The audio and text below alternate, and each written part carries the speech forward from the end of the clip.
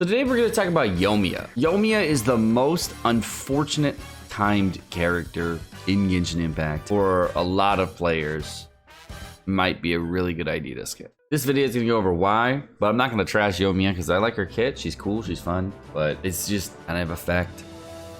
You're sad about this too, just hold a kitty.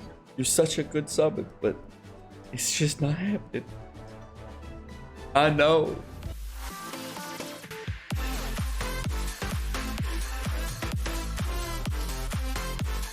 We're gonna talk about Yomiya a little bit.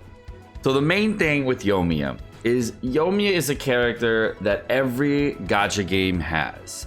Every single gacha game in the universe has a character like Yomiya. There are two problems with Yomiya. First, we're gonna talk about her positives, and then we're gonna talk about her problems. Positives of Yomiya is that she's really cute, she's really fun, and then she can hit these guys. You see this? I can't even hit him. I can't. Hold on, okay, hold on. Maybe if I... Okay, now we got it. Yeah. Alright, so Yomiya could stand on top of a mountain and kill all these dudes. And there will be no problem. And that's a really good thing. I mean, be able to pop Beidou's ultimate, pop off, kill all guys. Really good for questing, really good for quality of life. Very fun character. But the problem is Yomiya. Big issue is the timing. The first and foremost reason of why Yomiya is going to be a big old skip for a lot of players. Many players are saving for two things. The first thing they're saving for is going to be the anniversary for Genshin Impact. If you don't know what an anniversary event is, it is where the gacha game company MiHoYo is now saying, thank you for giving us lots of money for the last year. Here's a cool event so you can give us even more money during this event, but we'll give you discounts and lots of other free shit to show our appreciation. That's basically what happens in the anniversary, but if you want to know more, link to this video over here somewhere in the description below. All right, so a while ago, about a week ago, I would say, Aloy was released as far as information for the character, and she's going to be a free character for Genshin Impact that we are all receiving. And from the, what's the word? Theories out there, somewhere in between 2.1 and 2.3, depending on what platform you play. Getting a lot of information about this. I have seen some more information about the character, but what I can tell you that is not a theory is that the weapon that's going to be released right now is going to be the Predator Bow. This weapon is really interesting because it actually shows, of course, dealing cryo damage to opponents increases this character's normal and charge attacks by 10% for 6 seconds. And it's a really very easy way to know that this character, of course, is cryo, because you're going to see it here. But she's going to be a cryo normal attack user or charge attack user. Very similar to how, I don't know, another character named Yomiya works. And because we're getting a character named Aloy for completely free on the anniversary, the only difference between Aloy and Yomiya as far as characters go, as far as a normal attacking bow user, is going to be how the ultimate ability works, the element of the skill works, and the element of the character. And that may seem like a big part of the kit, but from seeing how Yomiya plays, if Aloy plays with a normal attack kind of mechanic where you're just spamming normal attacks while boosting your normal attack in some way, that seems like a really similar character, not too many differences. And there's only like a couple ways you could go for the ultimate. You could build for, let's just say, a big nuke ultimate, like Child's ultimate potentially, or it could be like just something else where it boosts ancillary damage like Yomiya. But no matter how the ultimate or a normal attack or abilities kind of rolled out, if it's a normal attack character, it's a main DPS character, very similar to the way Yomiya works. And if that's the case, then they're very, very similar characters. And if they're super similar, there's no reason to get both of them if you are completely free to play or budget. However, if you're really liking the way that Yomiya works, then of course it's a great choice for you. Just remember, of course, Aloy is coming, and you may not want to spend your resources on too many characters. Ball, being a character that's going to be coming out very, very soon, is going to be a very, very powerful character from what the rumors are saying.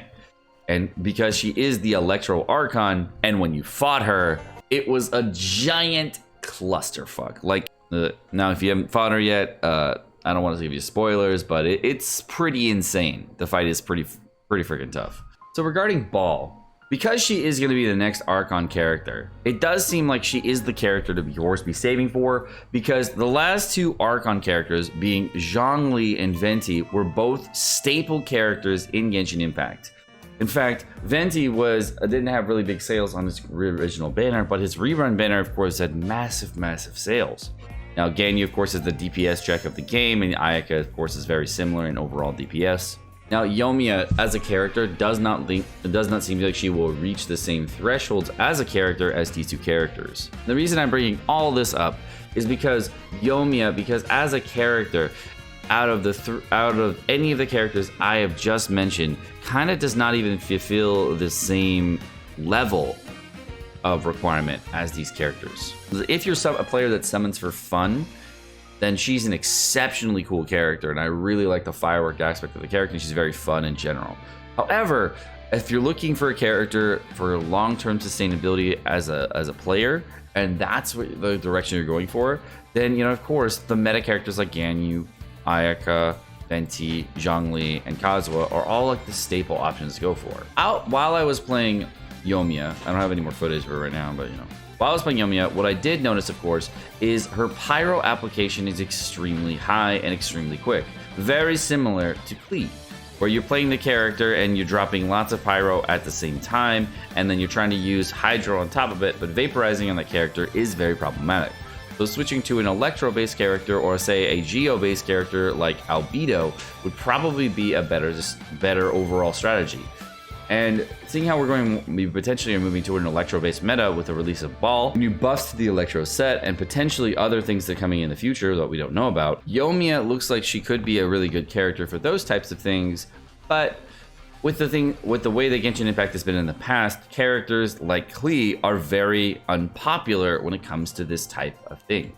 The other thing is that while using a character like Shinchu with Yomiya was problematic, and the vaporized potential of this character is really poor. One of the things that I noticed about playing Yomiya while she was out is that her pyro application being super high. I tried to use Shinchu with him, and when I found out was that I had to be within melee range of enemies in order to apply Hydro to them to get vaporized to actually trigger. Now, Yomiya's pyro application against enemies at farther ranges is actually much more difficult to keep up, making it so that vaporized potential on this character is actually very low. And seeing how Melt will actually be even worse at this point, there needed to be another character that would be similar to, say, Fischl, or potentially Shinku, or potentially Zhangling, that has to be Cryo in order to constantly apply Cryo in a certain area. Now, the only character I can think that does that is Rosaria, potentially, when you use her ultimate from a very far distance.